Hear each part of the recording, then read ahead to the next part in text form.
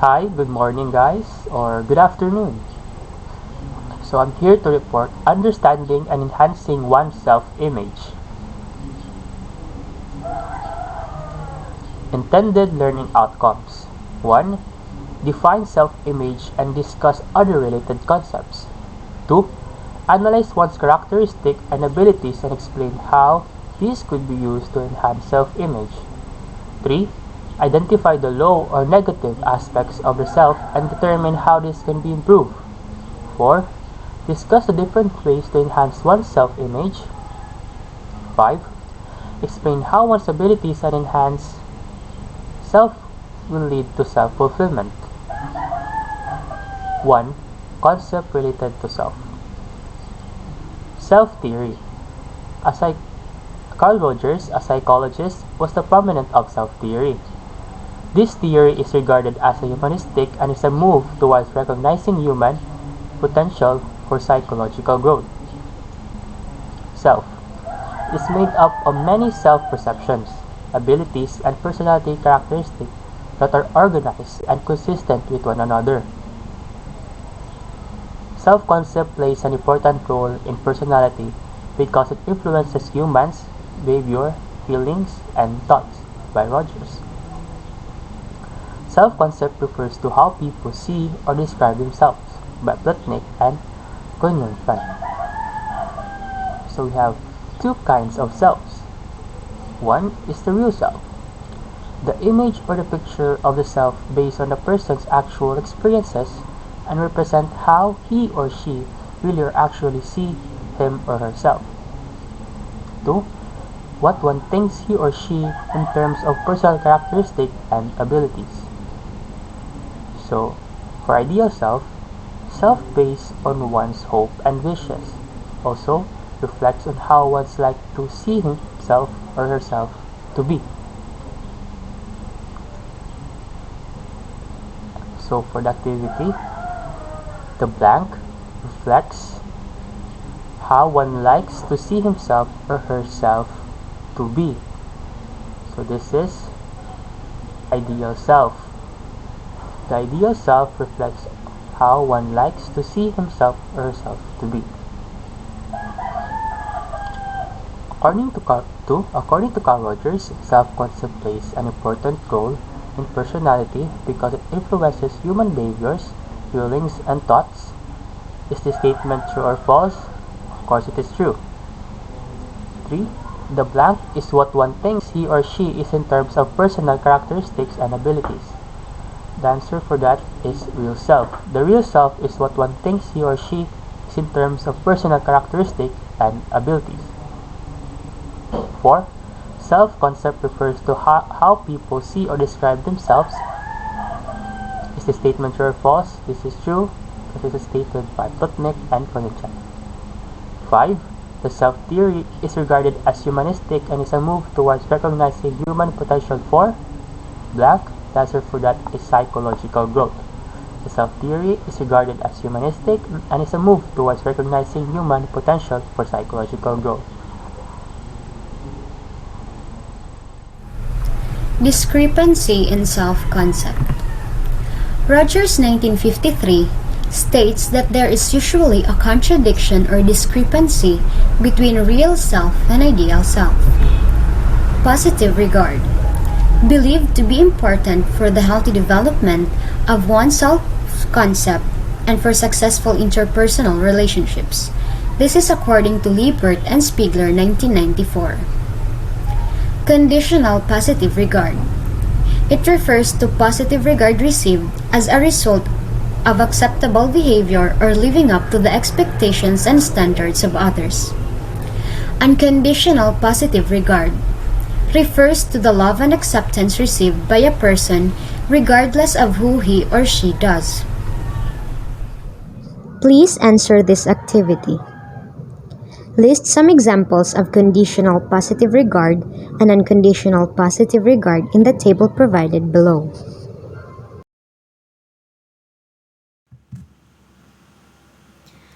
So for the third and fourth discussions of Module 8, we will be discussing about self-esteem and self-actualization. For these lessons, we have established 4 objectives. Number 1, that the students must be able to value their worth as a person. Number 2, that the students must be able to distinguish self-esteem from self-concept.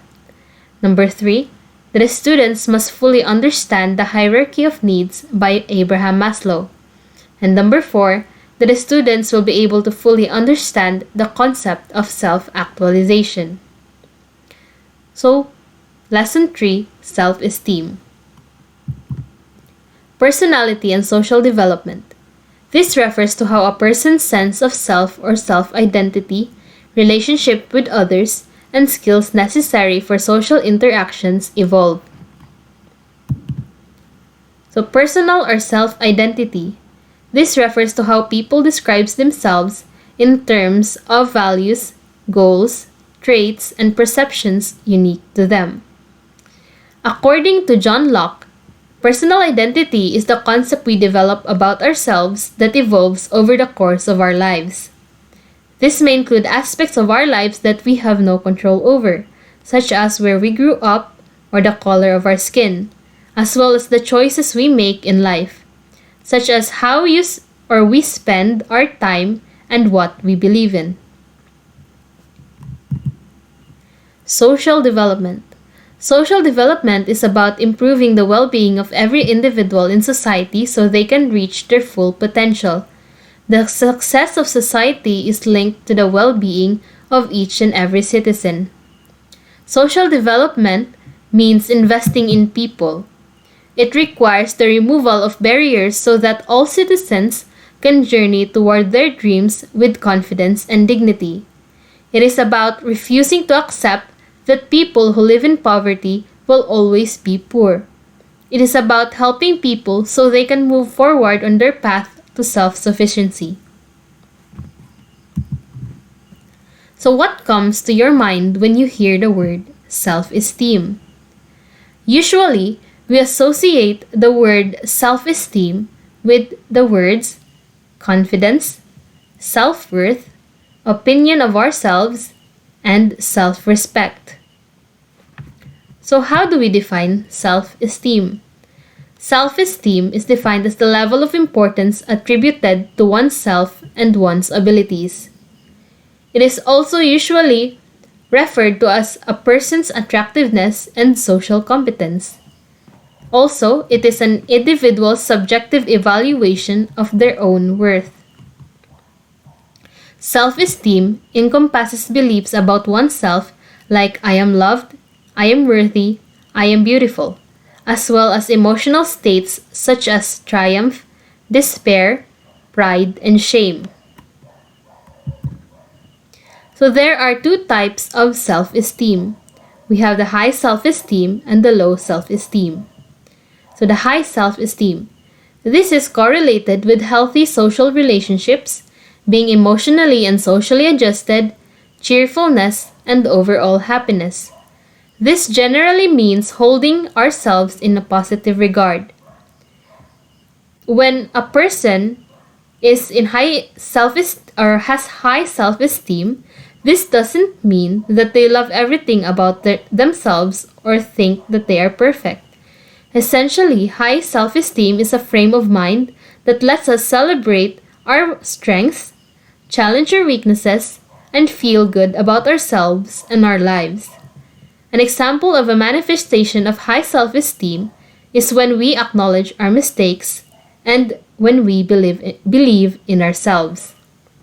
On the other hand, low self-esteem is associated with negative outcomes like depression, anxiety, antisocial behavior, and poor personal adjustment. It is when someone lacks confidence about who they are and what they can do. They often feel incompetent, unloved, or inadequate. A manifestation for low self-esteem is when we use negative words to describe ourselves. Another is when we show self-doubt, doubting our capabilities or worth as a person. So what is the distinction between self-esteem and self-concept? A person's self concept is how they see themselves based on their habits, talents, and temperament. To put it another way, it is the capacity to think about one's own characteristics, talents, and conduct. Self esteem, on the other hand, is a person's attitude or perception of himself or herself. So, why is self esteem important? Your decision making process, relationships, emotional health, and general well being are all influenced by your self esteem. It also affects motivation, since people who have a healthy, positive self image are more aware of their capabilities and may be motivated to take on new tasks. So, if we lack self esteem, how can we improve it? So, first, we have to remember that everyone makes mistakes. It is okay to make mistakes as long as we learn from them, so that we won't repeat the same mistakes again. Second, remember that nobody's perfect. Each one of us has our own flaws or imperfections that makes us unique. What we do is embrace them, because they are a part of us that we cannot get rid of. We need to love them. Third, let us do what makes us happy. Don't mind other people, because they will always have something to say even if we do the right thing. We just need to know our limitations and avoid toxic people. And last, we must focus on what we can change. Stop pressuring yourself changing things that is out of your control. Try to focus on the things that you have control over. Let us do an activity to improve our self-esteem. This activity is called designing affirmations. Affirmations are a popular way to help combat low self-esteem in both adults and adolescents. This is according to Bloch and Merritt in 1993 and Lynch and Graham Berman in 2000. For this activity, let us prepare a piece of paper and a pen. You can also use your mobile phones. Write down affirmations that would empower and encourage you. Start by writing I am. Your affirmations must be positive, short, and specific. For example, I am enough. I can do whatever I focus my mind on. I believe in myself. I am creative. Carry these affirmations around with you or choose to look at them when you need to. You can use these affirmations to use for positive self-talk, set big goals and staying mindful of your goals, say and visualize your affirmations every day, take time to see yourself accomplishing the goals you've set, and to think about how good it will feel once you have accomplished your goals. So the fourth lesson for Module 8 is about self-actualization. According to Plotnik in 2014, humans possess an inner drive to grow, improve, and use their potential to the fullest. And the final stage in completed growth is known as self-actualization, or self-fulfillment, a major tenet in humanistic psychology. So, how do we define self-actualization or self-fulfillment? It is the final stage in completed growth. It is the major tenet in humanistic psychology. It is the complete realization of one's potential and the full development of one's abilities and appreciation for life. According to Abraham Maslow in 1943, a self-actualizing person has reached the highest peak of his or her personal development and has fully realized his or her potential as a human being. The self-fulfilled person is generally happy, generous with his or her time and effort to help others, and strives for the common good for his or her family, community, country, and humanity. So self-actualization and self-fulfillment. So what are the characteristics common in self-actualized individuals? So, first, we have acceptance and self realism. Self actualization reflects the individual's acceptance of who he or she is, what he or she is capable of, and his or her realistic and accurate perception of the world around him or her. When we have an inaccurate view of ourselves or the outside world, there is a dissonant, unsettling, and deleterious disparity between our internal self and the external world. Self actualization is achieved by those who have the most accurate view of themselves and the world around them. Next, they are problem centering. Self actualized individuals are not purely focused on internal gain. They appreciate the benefits of solving problems that affect others so as to improve the external world. The desire to assist others is born out of an internal sense of right and wrong, which is grounded in empathy. Third, they have spontaneity. The self actualized individual thinks and acts spontaneously as a result of having an accurate self and worldview. In spite of this spontaneity, these individuals tend to act and think within the accepted social norms and according to the expectations of others. These individuals are also usually open in their interactions with others, yet unconventional in their interaction styles, speech, and other aspects of behavior. Fourth, we have the autonomy and solitude. While the self-actualized among us conform to societal norms and are often people-centered in their problem-solving, they often display the need for personal freedom and privacy. These private times are spent testing their potential, both mentally, like thinking about their problems, and physically, like acting out to identify strengths and weaknesses. Fifth, they have a continued freshness of appreciation. Self-actualized individual is capable of seeing things from new perspectives and appreciating the breadth and wonder of things in his or her world. This capacity allows these individuals to develop new problem-solving strategies, and it fosters creativity as a result. Next, we have peak experiences. These are experiences that display three core characteristics: significance, fulfillment, and spirituality. These intense psychophysiological experiences include joy, wonder, awe, and ecstasy. And in self-actualized people, they are thought to be more common. These peak experiences are thought to produce invigorating feelings such as inspiration, physical and mental vitality, and a renewed sense of perspective. The hierarchy of needs. Abraham Maslow formulated the hierarchy of needs in the year 1943. This explains that individuals' actions are directed towards goal attainment. The hierarchy is composed of 5 stages of human needs.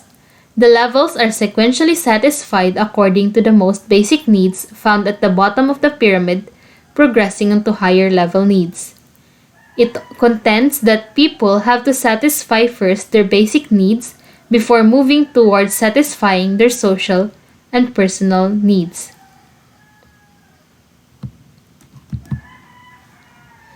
Shown is Maslow's hierarchy of needs pyramid. At the first level are the physiological needs for survival, comprised of food, water, shelter, clothing, and sleep. People would first be concerned with satisfying these needs over the others. These deal with the maintenance of the human body. On the second level is the safety and security needs. This stage involves health and well-being, property, social stability, and protection from harm, among others. It is necessary for everyone, but more especially for those who live in dangerous areas. A desire for freedom from illness or danger and for a secure, familiar, and predictable environment. On the third level, we have love and belonging. Adults and adolescents who are starting to look for serious relationships are particularly concerned with satisfying the needs at this level. It also includes the need for friendship, intimacy, and a sense of connection with others. Love has been defined as the emotional and physiological bond we feel towards others, characterized by varying degrees of attraction, affection, intimacy, and commitment. Belongingness needs refer to our desires or desire to feel accepted by others and to feel a sense of belonging to a group. On the fourth level is esteem or esteem needs. These needs encompass confidence, strength, self-belief, personal and social acceptance, and respect from others. Esteem is born out in a desire for social acceptance and status. During middle and late adulthood, people are especially concerned with achieving their goals and establishing their careers. Thus, the needs at the fourth level focus on self-esteem needs. It contains items such as achievement, competency, approval, recognition, and respect from others. To achieve self-esteem, people need to sense that they are valued by others and feel that they are making a contribution to the world. And in the final level are the self-actualization needs. This is the final level or the highest stage of the hierarchy. Self-actualization refers or represents the highest order motivations which drive us to realize our full or true potential and achieve our ideal self. Included in this level are morality, realization of the purpose in life, meaning, inner potential, and the likes. Only a few individuals reach this level because the process of self-actualization is quite difficult and challenging. Maslow believed that in order to achieve this state of personal fulfillment, the person must first satisfy the preceding needs. Maslow classified the needs into two general categories: the deficiency needs and the growth needs. The deficiency needs are basic needs arising from being deprived of something.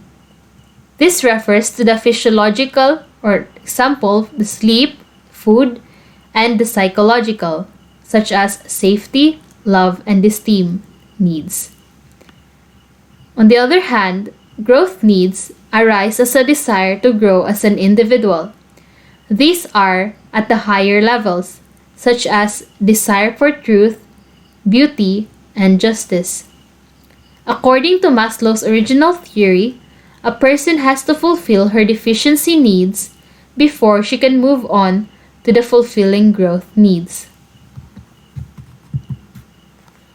So the characteristics of self-actualized person. Maslow in 1971 described the characteristics of self-actualizing or self-actualized individuals. The personalities he studied include Martin Luther King Jr., Eleanor Roosevelt, and Albert Einstein. His findings on the traits of self-actualizing persons are as follows. A. These persons have reached a high level of moral development and are more concerned with the welfare of loved ones, friends, and humanity in general than themselves. They are usually committed to some cause or task rather than working for fame or money. They focus as well on accomplishing their goals. B. They are open, honest, and have the courage to act on their convictions, even if it makes them unpopular. Not particularly interested in fads, fashion, or social customs, these people enjoy friends but are not dependent on their company or approval. They enjoy privacy, independence, and autonomy, and their feelings for close friends are intensely positive and caring. They prefer deep, loving relationship with only a few people. C. They have an accurate, concrete, and realistic rather than romanticized view of people and life, and yet they are positive about life. D. They Life is always challenging and fresh to self-actualizing individuals. They are natural and spontaneous in their actions and feelings. They likewise experience moments of great joy and satisfaction. Self-actualizing. Self-actualizing means that attaining self-actualization is a continuous and lifelong process of improvement.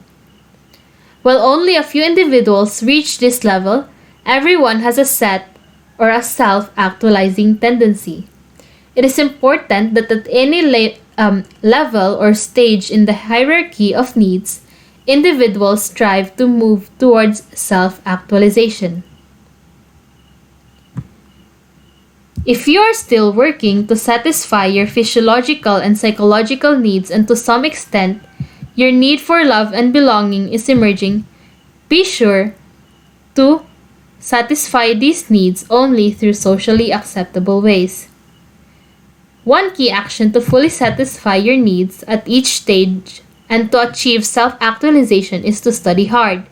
In the process, you acquire a big stock of knowledge, as well as develop the necessary life skills which will help you achieve your goals.